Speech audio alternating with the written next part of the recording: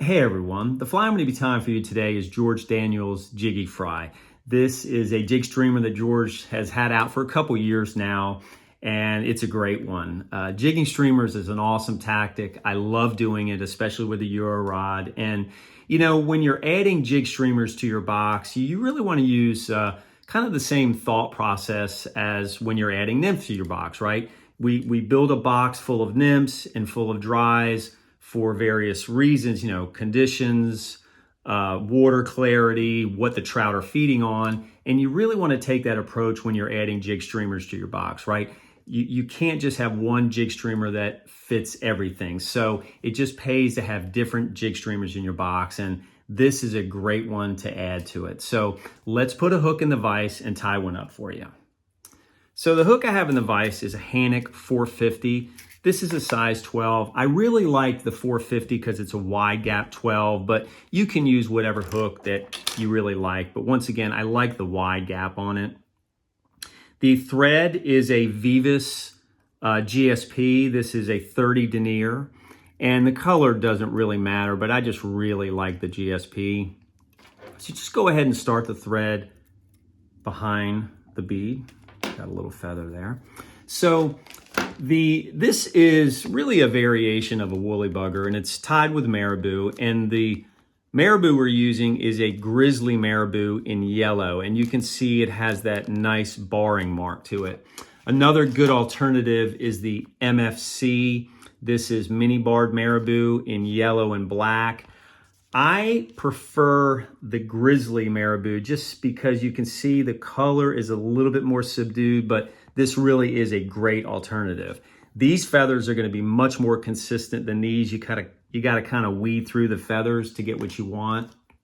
And so what we're looking for is, if I pull out a feather, you can see right here, this is when you kind of glance at it, it looks nice, but what I don't like about it is this stem coming through it. So when we put that off the end, it looks nice, but it's very rigid and doesn't have as much movement as a real wispy end like this. You can see, so this is what we're looking for. We just want that wispy feather, so you got to kind of dig through your pack and pull out the right feather. But this feather without that stem is just going to give you tons of movement. So go ahead and we can pull off this fluff, and we want to make the tail at least 2 hook shanks in length. So we're going to go ahead and secure it on there.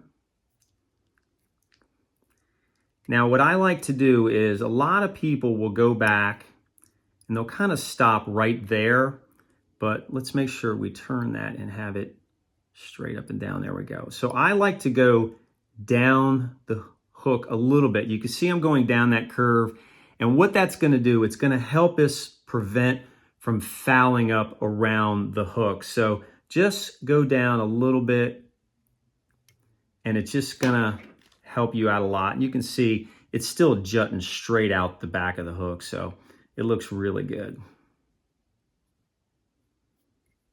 Just separate that there. So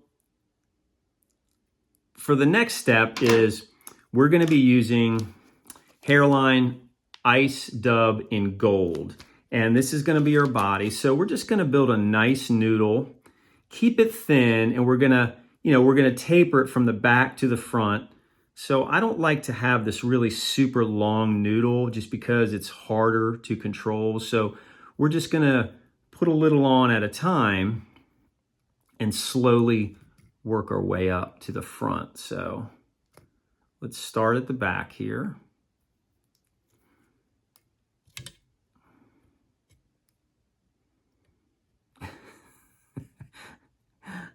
I got my bobbin cradle in the way. So we're just going to put a little bit more ice dub on. Just taking our time here.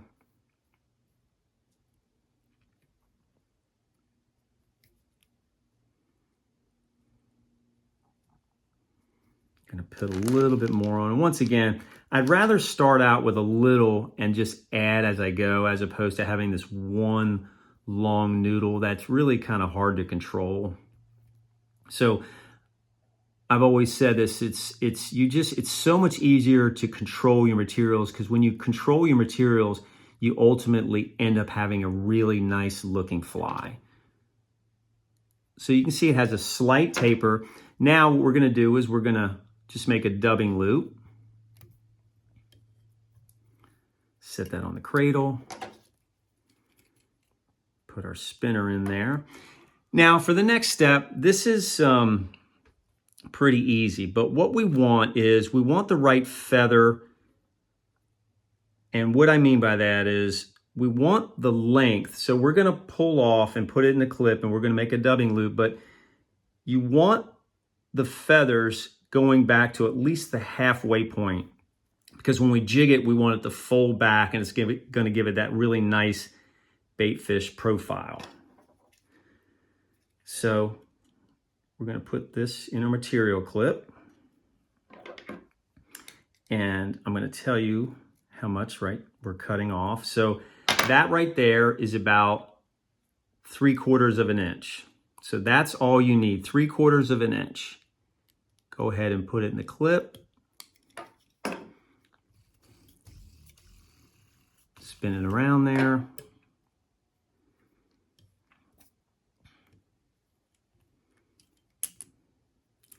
And when we get that marabou right up to behind the bead, we're just going to start preening it back. And this is where, if you don't take your time, it can get a little messy. So just each wrap in front of the last. And if it wants to spin on you, just slowly preen it back.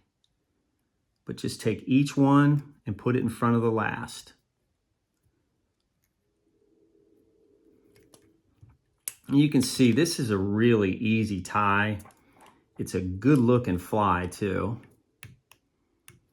And I really like that GSP because you can crank down on it and you can really tuck it behind the bead. Go ahead and cut that off. And we're just gonna finish it off with a little bit more gold ice dub. Just a thin noodle. And what it's gonna do, it's gonna make that lay back slightly. So just tuck it behind the bead there. And I'm just going to take a little brushable super glue, or in this case Z-Ment, a little on the thread.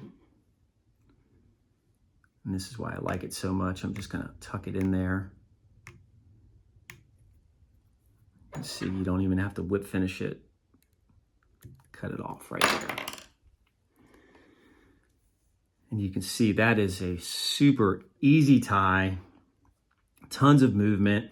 And when you're jigging it through the water, this collar is just gonna lay back and it's just gonna give you this really nice baitfish profile. So there is George's Jiggy Fry. It is a great jig streamer to add to your box. You know, George came up with this pattern. He really wanted a fly that represented a young brown trout just after they hatch. So it really works great in the early spring.